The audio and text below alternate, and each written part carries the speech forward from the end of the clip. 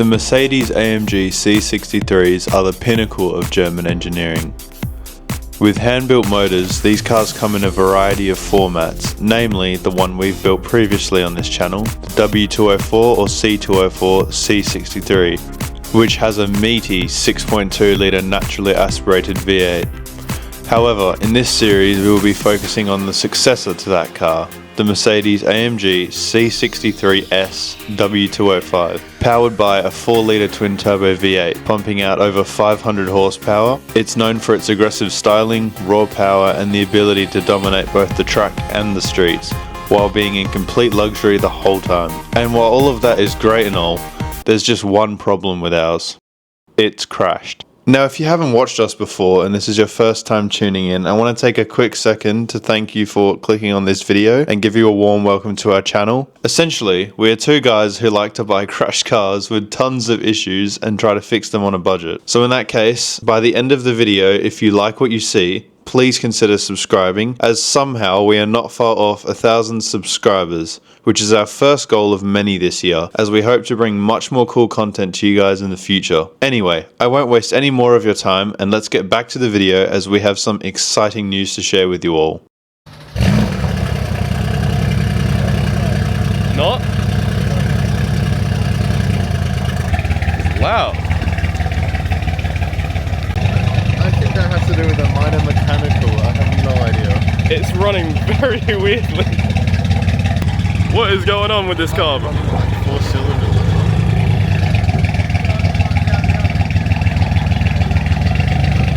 What are your thoughts?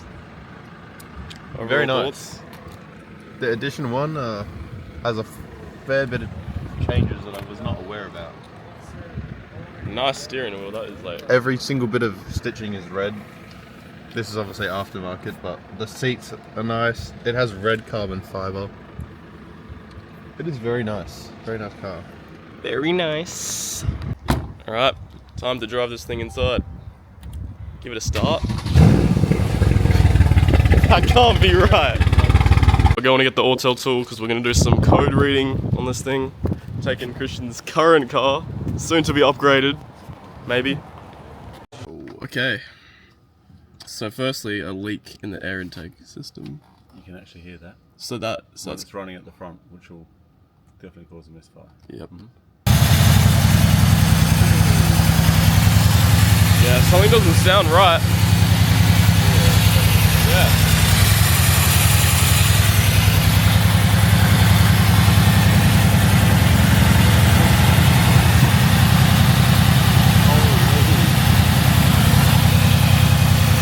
It shakes just a little bit.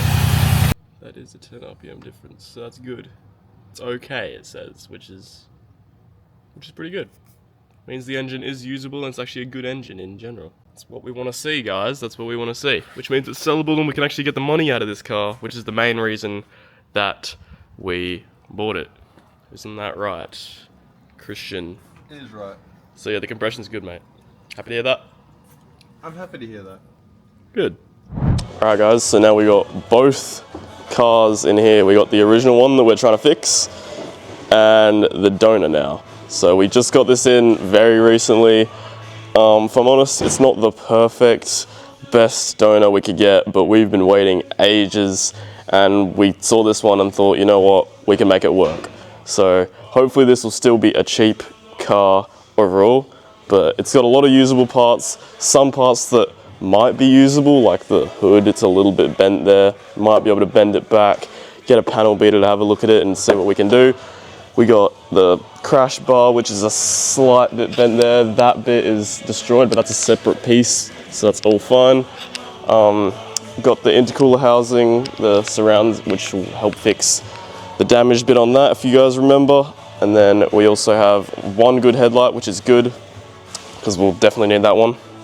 Unfortunately, the fender is damaged, so we can't use that, so we're gonna have to find another fender.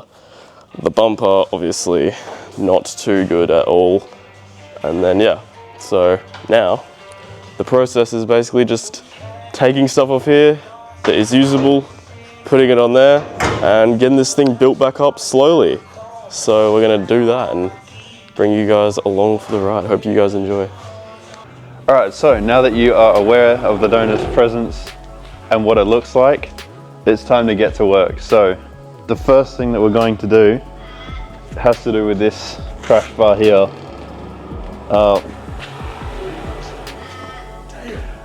If you're not aware, Mercedes parts are very expensive, and so we're trying to salvage as much as we can off this donor, because I'm assuming a new crash bar would be thousands of dollars, which we don't want to spend. So basically, the way that I think it's going to work, you'll see in the next couple clips, is we're going to have a point of reference for both sides with a measurement a certain distance. We're going to hook that forklift over there up to this side of the crash bar and basically keep pulling until both sides are the exact same measurement and this here meter reads even. And also, and it should mount on. Yeah, then we're going to test fit it on that and hopefully all the holes line up. But before we get to any of the pulling or any of that stuff, we need to unbolt this intercooler. Yeah, so we can safely do it. So we can safely do it so that it doesn't get any holes in it, because if we have to use it, we want to be able to. So, yes.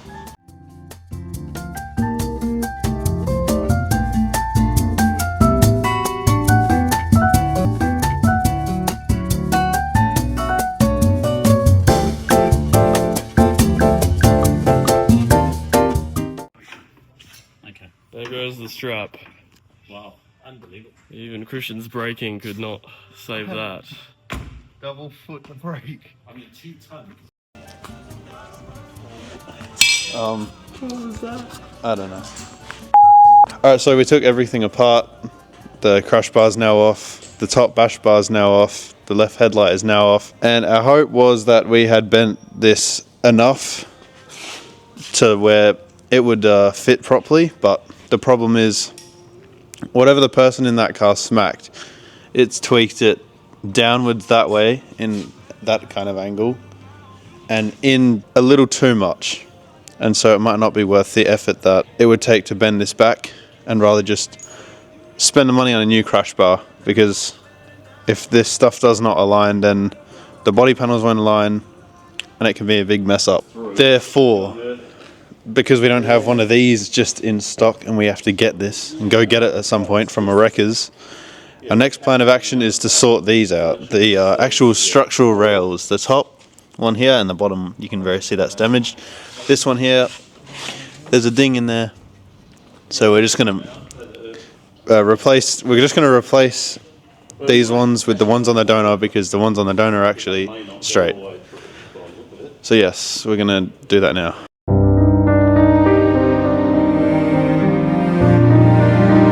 Alright guys, we are back. It's a new day, it's a new year.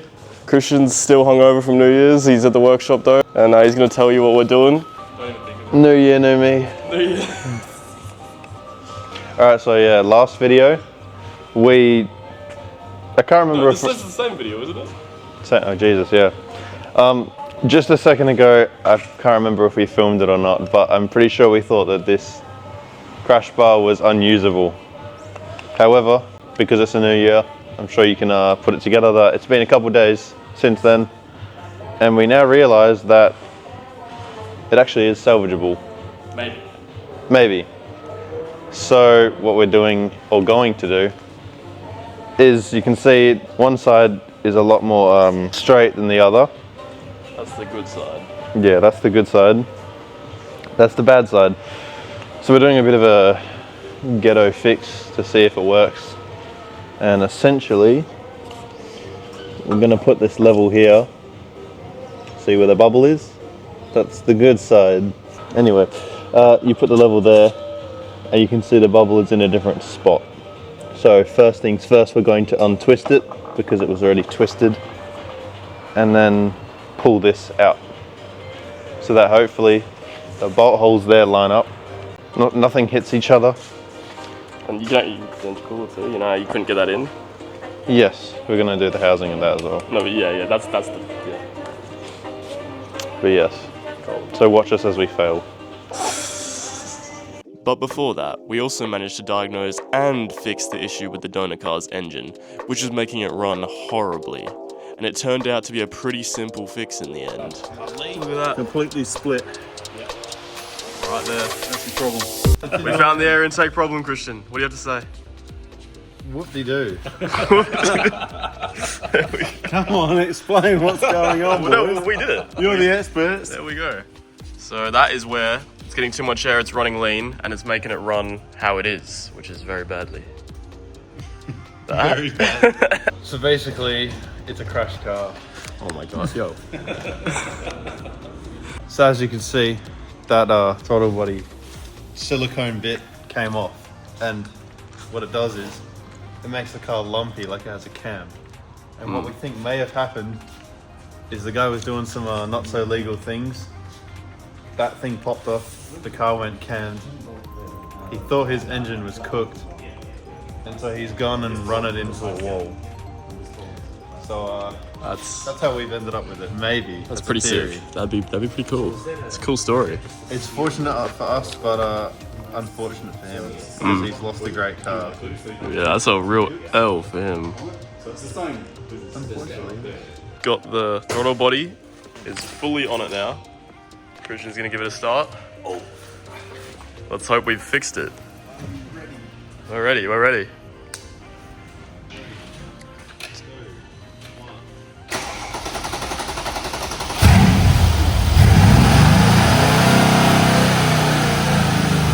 Yo, that wasn't you? It's better. After that, it's better. Smooth as. I think it was just redoing it, yeah.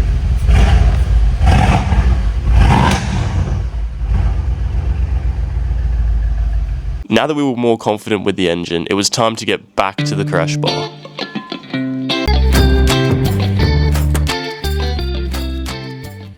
So while our dads have a go at unbending the crash bar, it was time for me and Jake to give removing the hood a go. Now while this may not have been the most conventional way of removing a hood, we got it off in the end.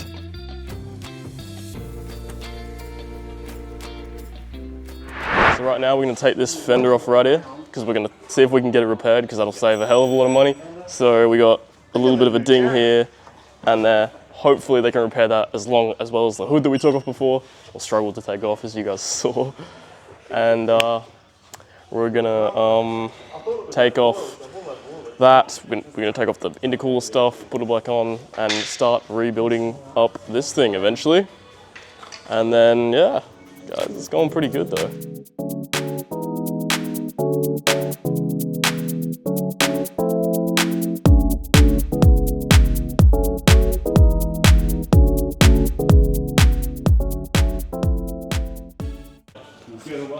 Alrighty people, so as per usual with our channel, there's more bad news.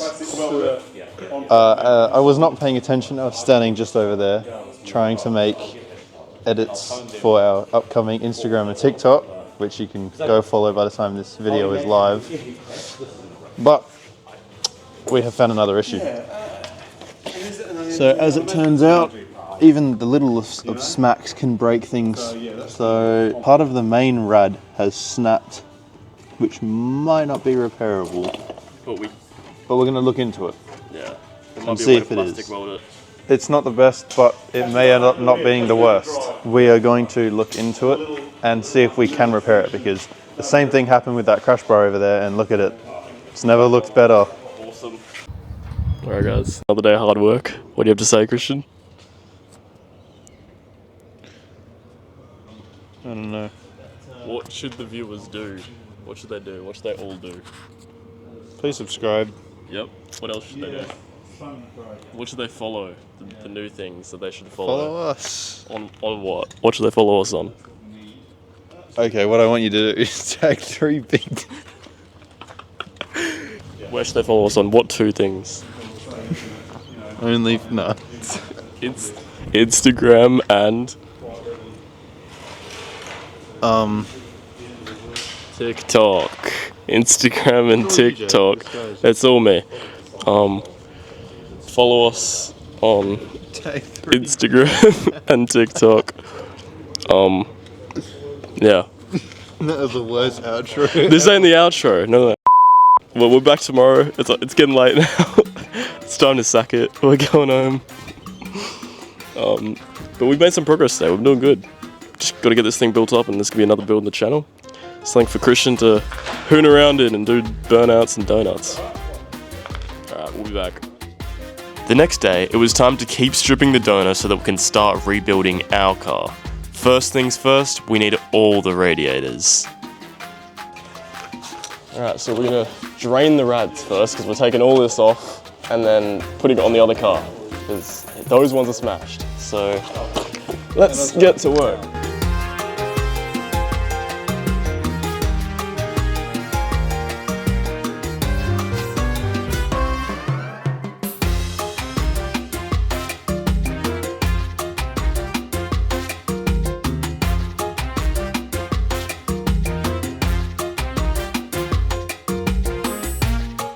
Alright guys, so this is the mess we've made getting all these rads off. Oh gosh, all the belts and stuff hide behind all that. We are clearly great mechanics. Alright, so now we got all the rads off. As you saw, was not the cleanest job, but it is done now. Our next plan of action with this car is to take the fender off because we want to take the fender and that hood over there to a panel beater shop so we can get it assessed and possibly get it repaired because anything's cheaper than buying a brand new Mercedes part. If you didn't know, these fenders are over $1,000 for just one. So where we can spare money, we would like to. So yes, let's get to doing that. Just got the side skirt off. So now we're ready to take the fenders off and hopefully go get them repaired. Next thing to come off is the fenders because as we explained before, we need both fenders. One is okay, the other one's kinked on one side. So we need it so we can take it to a panel beater and get it fixed.